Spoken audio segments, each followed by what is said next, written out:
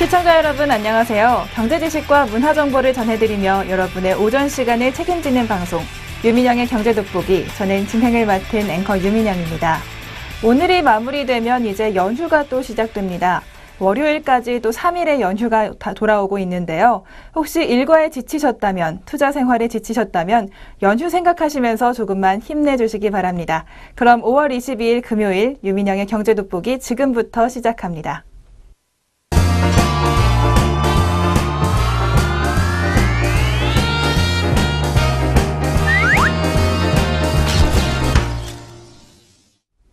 첫 순서는 최신 경제 이슈를 빠르고 깊게 들여다보는 시간, 동향돋보기 시간입니다. 오늘 동향돋보기에서는 서울서베이 도시정책 지표조사에 대해서 살펴보도록 하겠습니다. 서울시가 얼마 전 서울시민의 사회상, 생활상을 드러내는 217개 지표를 조사한 2014 서울서베이 도시정책 지표조사 결과를 발표했습니다. 이 결과에 따르면 서울 가구의 절반이 빚을 안고 있고요. 또 30대는 집, 40대는 교육비 때문에 빚을 내는 경우가 많았다고 합니다. 수치로 조금 더 자세히 알아보겠습니다. 먼저 서울 가구의 절반에 육박하는 48.2%가 부채를 지고 있는 것으로 확인됐습니다. 부채 이유는 주택 임차 및 구입이 64.4%로 가장 많았고, 교육비가 12.8%, 기타 생활비가 8% 등이었습니다. 빚을 내서 재테크를 하는 사람들도 8.2%나 됐습니다. 연령별로 30대 이하는 주택 임차 구입이 77.9%로 가장 많았고, 40대는 주택이 63.2%, 교육비가 21.3% 등이 주요 원인이었습니다. 또 지난해 서울의 평균적인 가구 모습은 49세 전문대졸 학력의 남자가 가구주로 평균 가구 원수는 2.65명, 가구 월평균 소득은 300에서 400만 원으로 집계됐습니다. 서울의 가구 구성은 1, 2인 가구가 전체 가구의 48%나 차지했고요. 부부나 부부 플러스 기타 등 동일 세대로 구성된 1세대 가구가 38%로 가장 많았습니다. 또 서울 가구의 18.8%가 반려동물을 키우는 것으로 조사가 됐습니다. 서울 시민들의 직업은 30대는 사무직 비율이 가장 높았고, 50대 이상은 단순 노무 판매, 장치 기계 조립 등 블루컬러 비중이 높은 것으로 조사가 됐습니다. 50대 이상은 주택 소유 자가 비율이 61%였던 반면에 30대는 전월세 비율이 84%를 기록했습니다. 또 5년 이내 이사 계획이 있는 가구는 24.2%로 2007년 41.5% 이후 최저치로 나와서 현재 사는 곳에서 계속 사는 경향이 점점 높아지고 있음을 수치로 보여주고 있습니다. 또 서울 시민의 행복 점수는 100점 만점에 72점으로 나타났고요. 연령이 낮을수록, 소득이 높을수록, 주관적 계층의식이 높을수록 행복감은 큰 것으로 나타났습니다. 서울 시민의 30%만 우리 사회가 계층 이동 가능성이 높다고 답했습니다. 40대와 60대 이상 연령층은 다른 연령층에 비해 가능성을 낮게 내다본 것으로 나타났습니다. 시민들은 서울에서의 가장 큰 사회적 차별 요인은 소득과 교육 수준, 직업 순으로 꼽았는데요. 청장년층은 외모도 차별의 큰 비중을 차지한다고 응답했습니다. 또 일상생활의 안전환경 문제 중에는 주차 질서, 쓰레기 방치, 범죄 폭력, 대기 오염 이런 문제들이 심각하다고 지적을 했고요. 시민 절반 이상이 10년 전보다 위험 요소가 증가했다고 인식했습니다. 또 44.7%는 10년 후에 현재보다 위험이 커질 것이라고 내다보기도 했습니다. 현대사회 위험 요인에 따른 피해 정도는 핵 폐기물 방사능 사고가 가장 높게 나타났고요. 폭력 범죄, 교통사고, 전염병 순으로 나타났습니다. 또 서울 시민의 기부율도 조사가 됐는데요. 지난해에는 35.5%에서 46.9%로 높아졌지만 자원봉사 참여율은 13.4%로 2010년 이후 계속 하락하고 있습니다. 또 서울 시민들의 세금 부담 의향이 점점 낮아지고 있었는데요. 고령화와 관련해 노인복지 확대를 위한 세금 부담을 묻는 질문에 전년보다 낮아진 5.06점이 나왔습니다. 보육시설 이용 만족도는 조사 이래 처음으로 7점 이상을 받았고 국공립시설의 만족도가 가장 높았습니다. 또 또 서울의 보행 환경 만족도는 2010년 5.97점에서 2013년 6.47점으로 상승 추세였지만 지난해 다시 6점으로 상승세가 주춤했습니다. 서울의 문화 환경 만족도는 지난해 5.91점으로 전년 대비 다소 낮아졌습니다. 문화 활동이 활발하지 않은 가운데 주말과 휴일 여가 활동으로는 주로 TV나 비디오를 시청하는 것으로 나타났습니다. 또 시민 열의 7명 정도는 운동을 하지만 규칙적인 운동을 하는 시민은 38.3%에 불과했습니다. 또 지난 연말 기준으로 서울의 베이비 부머 1955년부터 63년 사이에 태어난 사람의 수는 144만 명으로 14.3%였습니다. 그런데 이 베이비 부머 세대 중 셋 중 한 가구는 500만 원 이상의 높은 수익을 올리는 반면 둘 중 하나는 부채를 갖고 있었습니다. 이들은 적정 은퇴 시기가 65세에서 69세라는 응답이 45.3%로 가장 높게 나타났고요. 70세 이상이라는 응답도 20.8%로 나타나면서 은퇴 시기를 늘리고 싶다는 욕구를 보여줬습니다. 40대는 173만 명으로 77.3%가 자신을 중산층이라고 생각했습니다. 청장년층은 166만 명, 16%를 차지했는데요. 이 중 특이한 점은 22.3%가 어떤 사회적 연결 활동, 각종 동호회나 지역 모임 등일 텐데요. 이런 것들을 전혀 하지 않는다고 응답했습니다. 또 서울에 거주하는 외국인들의 삶의 질에 대한 만족도는 주거 환경 만족도가 76점으로 가장 높았고 도시 안전이 74.4점으로 뒤를 이었습니다. 시는 2003년부터 매년 서울 서베이를 실시하고 있는데요. 이번 조사는 지난해 10월에 한 달 동안 시내 2만 가구 그리고 외국인 거주자 2,500명, 사업계 5,500개를 대상으로 방문 면접 조사를 실시한 결과입니다. 서울시는 이 데이터를 열린 데이터 광장에 원재료로 공개해서 학술 및 정책 연구 분야에 활용할 수 있도록 하겠다는 방침입니다. 그리고 분야별 현황과 원인 등을 상세히 분석해서 보고서를 오는 10월 발간할 계획입니다. 서울 서베이 결과에 나타난 시민들의 생활상을 면밀하게 분석해서 시정 운영과 정책 수립의 기초 자료로 활용하고 서울이 준비해야 할 미래를 예측하고 대비하겠다고 시 관계자는 밝히고 있습니다. 이렇게 서울 서베이가 매년 발표되면서 우리 기업들, 업계들도 마케팅과 경영 활동에 많이 활용할 수 있을 것으로 보입니다. 오늘 동향돋보기에서는 서울 서베이의 결과 자세히 살펴봤습니다.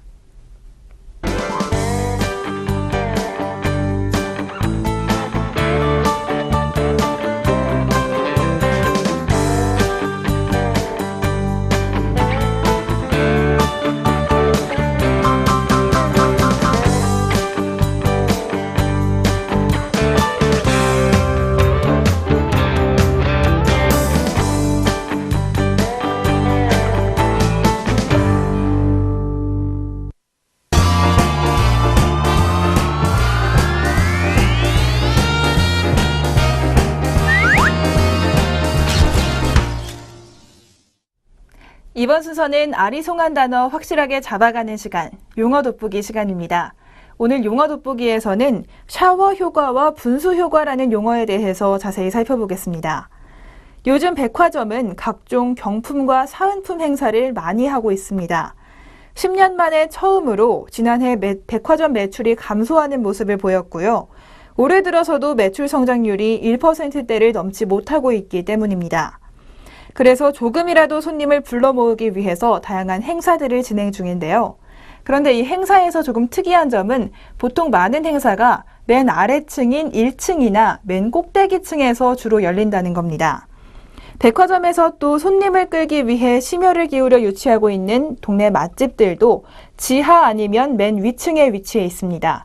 그 이유가 바로 샤워 효과와 분수 효과 때문이라고 하는데요. 이런 매장 배치를 바로 샤워 효과, 분수 효과라고 부르고 있습니다. 샤워를 하면 물줄기가 위에서 아래로 흘러내리듯이 위층에서 매출이 늘어나면 아래층 매출도 영향을 미친다는 겁니다. 맛집이나 이벤트를 찾아 꼭대기 식당가나 사은품 행사 코너로 갔던 손님이 에스컬레이터를 타고 아래층으로 내려오면서 계획에 없던 쇼핑이 갑자기 생각나 하게 되는 경우가 있기 때문에 아래층 매출까지 덩달아 상승한다는 겁니다. 분수 효과는 이와 반대입니다. 분수의 물이 아래에서 위로 뿜어져 나오듯이 1층이나 지하를 찾은 손님이 이왕 온 김에 위로 올라가 볼까 하는 생각에 다른 매장을 돌아보면서 쇼핑을 하게 된다는 효과입니다. 만약 중간 정도의 식당가나 행사장이 있다면 고객들은 그곳까지만 올라갔다가 내려올 수 있습니다. 그래서 위아래 양쪽 끝에 모두 손님을 모을 수 있는 장치를 해둔 것이라고 분석되고 있습니다. 그런데 분수 효과를 정책 면에서 살펴본다면 조금 다른 의미가 됩니다. 분수 효과는 부유층에 대한 세금을 늘리고 저소득층에 대한 지원을 많이 해서 아래에서부터 위로 소비를 증가시켜 궁극적으로 경기를 부양시킨다는 의미입니다.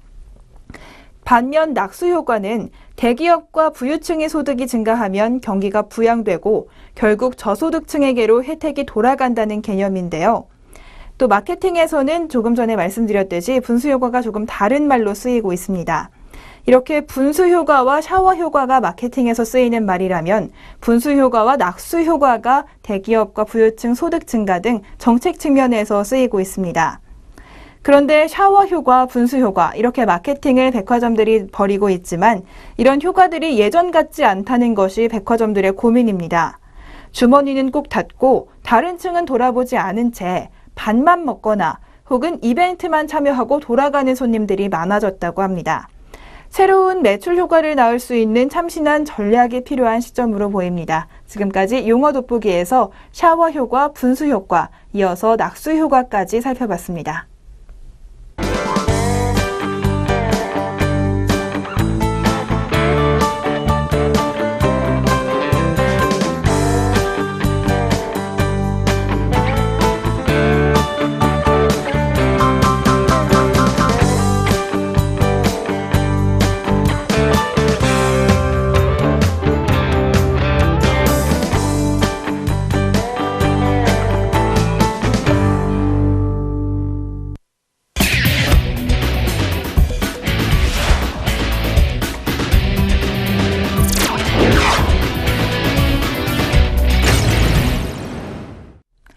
경제의 문화적 재미를 더하다. 컬처 앤 이코노미 시간입니다.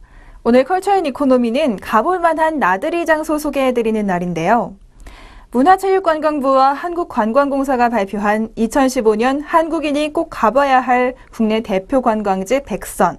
오늘은 차례로 소개해드리는 7번째 시간을 맞았습니다.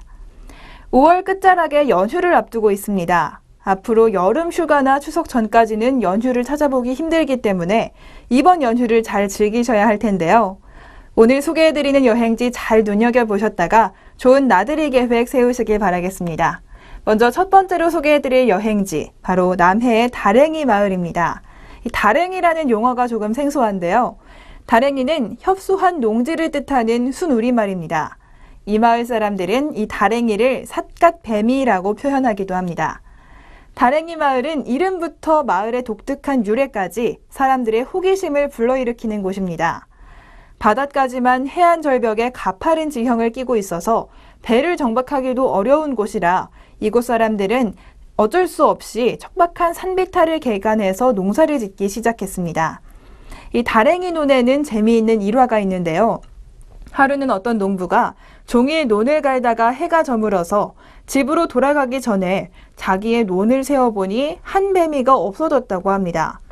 몇 번을 세어보았지만 찾을 수가 없어서 포기하고 집으로 돌아가기 위해 삿갓을 들었더니 삿갓 아래 한 뱀이가 있었다는 이야기입니다.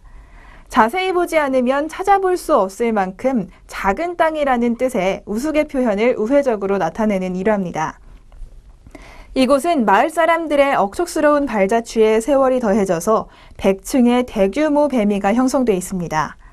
배후의 높은 산과 앞으로 펼쳐진 바다가 조화를 이루면서 이곳에서만 볼 수 있는 빼어난 경관을 드러내주고 있습니다. 봄에는 유채꽃이 피고 여름에는 모내기를 하며 또 가을에는 벼가 여물어서 고개를 숙일 때 등 이곳은 사시사철 그만의 색을 바라며 인간의 삶과 자연이 조화를 이루는 가장 이상적인 모습을 보여주고 있습니다. 다랭이 마을은 2012년 CNN 선정 대한민국 관광명소 3위에 랭크될 만큼 관광지로서의 가치를 인정받고 있습니다. 오랜 시간 보물섬 안에 숨겨져 있었던 원석처럼 아름답지만 잘 알려지지 않았던 다랭이 마을이 최근 TV와 인터넷 매체를 타고 소개되면서 사람들이 한 번쯤 가고픈 관광지로 손꼽히고 있습니다. 이렇게 남해 다랭이 마을 한 군데 소개를 해드렸고요. 다음으로는 순천 나간읍성을 소개해드리겠습니다. 순천 나간읍성은 조선시대 대표적인 지방계획도시로 대한민국 3대 읍성 중 하나로 꼽힙니다. 사적 302호로 지정돼 있고 성내에 120세대가 실제로 거주하는 국내 유일의 곳입니다. 연간 120만 명의 관광객이 방문하는 주요 관광지이기도 한데요. 현재 세계문화유산 잠정 목록에 등재된 상태입니다. 조금 있으면 세계문화유산에 등록될지도 모르는 소중한 유산인데요. CNN 선정 대한민국 대표적인 관광지 16위로 선정되기도 했습니다. 600여 년의 역사와 문화를 잘 보존하고 있고 우리나라에서는 유일하게 읍성과 민속마을이 함께 조성된 관광지로 수학여행과 현장학습 방문지로 가치가 높습니다. 대장금과 동이, 상도, 감격시대 등 TV 드라마와 디워, 태극기 휘날리며 등 영화 촬영지로도 유명한 곳입니다. 마지막으로는 괴산의 산막이 옛길 소개해드리겠습니다. 충북 괴산군의 사오락 마을에서 산골 마을인 산막이 마을까지 연결됐던 총 길이 10리의 옛길로 흔적처럼 남아있는 옛길에 덧그림을 그리듯이 복원된 산책로입니다. 옛길 구간 대부분을 친환경 공법으로 조성해서 환경 훼손을 최소화해 살아있는 자연미를 그대로 보여주고 있고요. 산막이 옛길을 따라 펼쳐지는 산과 물, 숲이 어우러지는 아름다움은 전국의 백미로 꼽을 수 있는 곳입니다. 또 근처에 있는 괴산댐은 1957년 준공한 한국 최초의 댐이라는 상징적인 의미도 있고요. 또 사오락 마을에서 산막이 마을로 주민들이 다니던 옛 오솔길을 친환경적으로 정비 복원해서 생태 체험 및 자연 학습을 할 수 있는 10리길 힐링 공간으로 조성됐습니다. 산책로가 10리 약 4km에 이르고요. 스토리텔링 26개소가 있고 등산로도 2코스가 있으며 유람선 4척 그리고 편의시설과 주차장도 이용할 수 있는 편리한 관광지로 소개되어 있습니다. 지금까지 남해의 다랭이 마을 그리고 순천의 나간읍성 마지막으로 괴산 산막이 옛길까지 좋은 날씨에 자연과 문화를 즐길 수 있는 좋은 여행지 3곳 소개해드렸습니다.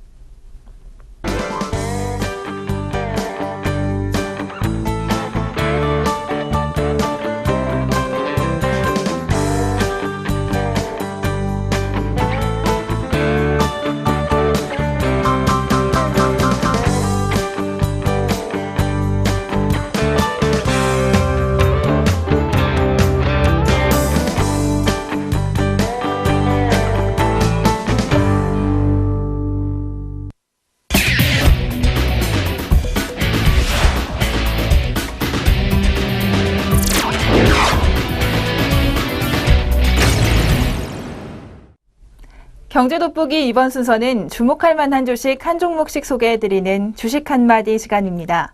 오늘 소개해드릴 종목은 바로 한섬인데요. 한섬의 1분기 실적부터 짚어보겠습니다. 1분기 실적은 매출이 지난해보다 18% 늘어난 1,500억 원, 영업이익은 19% 늘어난 177억 원으로 다른 내수 의류업체 대비 독보적인 성장세를 기록했습니다. 지난해 클로에와 시바이클로에의 면세점 비즈니스를 시작했고요. 발리와 지미추, 발렌티노 등 신규 브랜드를 다수 전개하면서 수입 브랜드 비즈니스의 볼륨화를 통해 지난해 2분기 이후 상품 매출에서만 꾸준히 50%씩 성장을 보여왔습니다.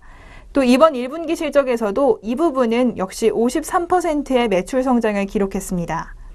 이변이 없는 한 2분기에서 4분기까지도 해외 수입 브랜드에서 40% 내외의 매출 성장이 예상되고 있습니다. 또 자체 브랜드에서도 1분기 매출 성장이 14%를 기록하면서 내수 브랜드 중 유일하게 두 자리 성장세를 보였고요. 2015년 제품 부문 매출 성장률도 기존 한 자릿수 성장에서 두 자릿수 이상을 넘길 수 있다는 예상이 나오고 있습니다. 자체 브랜드의 지속적인 상승을 동반한 매출 성장과 수입 브랜드의 외형 확대 덕분에 2015년 매출은 약 14%, 영업이익은 무려 39%의 성장이 예상되고 있습니다.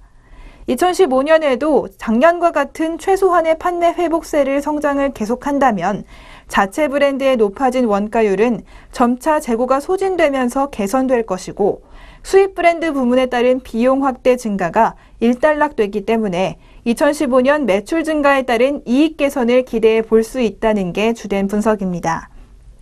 또 지미추와 발리와 같은 영향 있는 해외 브랜드가 국내에서 규모의 경제를 달성한다면 수입 부문에서의 원가 부담도 감소할 수 있을 것으로 보입니다.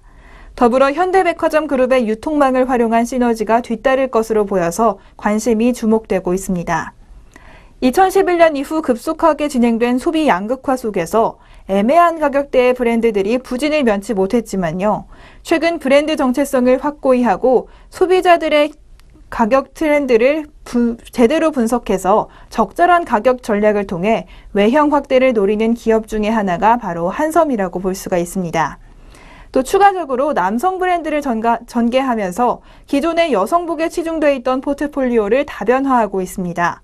부진했던 과거를 딛고 성장할 것으로 보이는 내수 의류 업종 내 유일무이한 성장주로서 많은 관심이 필요하다는 분석이 나오고 있습니다. 지금까지 한섬에 대해서 자세히 살펴봤습니다.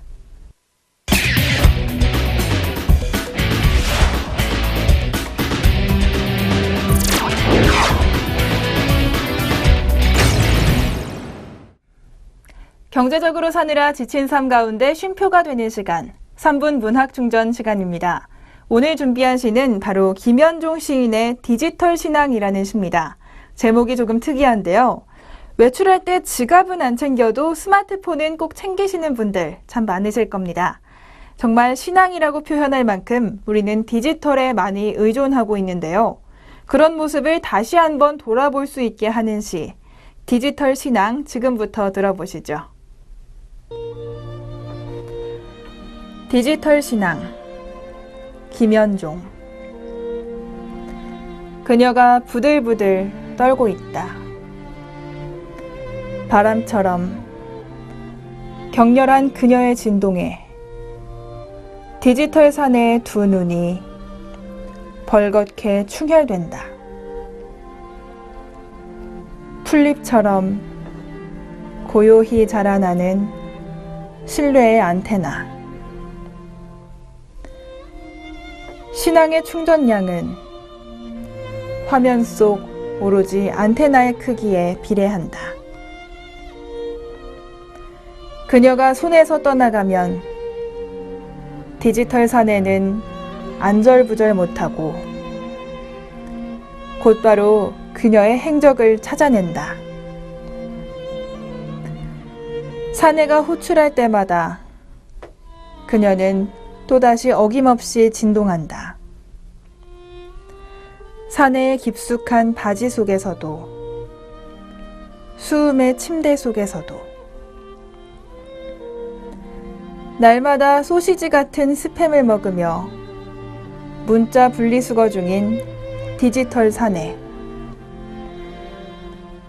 그가 한시라도 견디기 어려운 건 그녀의 부재가 아니라 침묵. 스팸보다 더 두려운 건 빈 깡통 같은 그녀의 저교다. 정말 두려운 건 그녀의 부재가 아니라 저교다. 이 구절이 참 이중적으로 읽힙니다.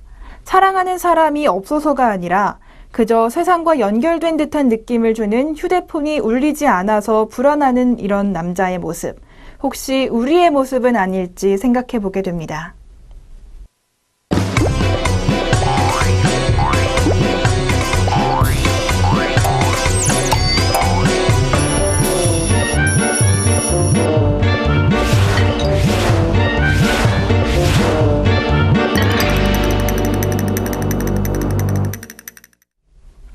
오늘 경제돋보기가 준비한 소식은 여기까지입니다. 이제 마무리를 해야 할 것 같은데요. 이번 주 마무리 참 잘 하셨는지 모르겠습니다. 다음 주 월요일에는 부처님 오신 날이 있어서 또 연휴가 시작됩니다.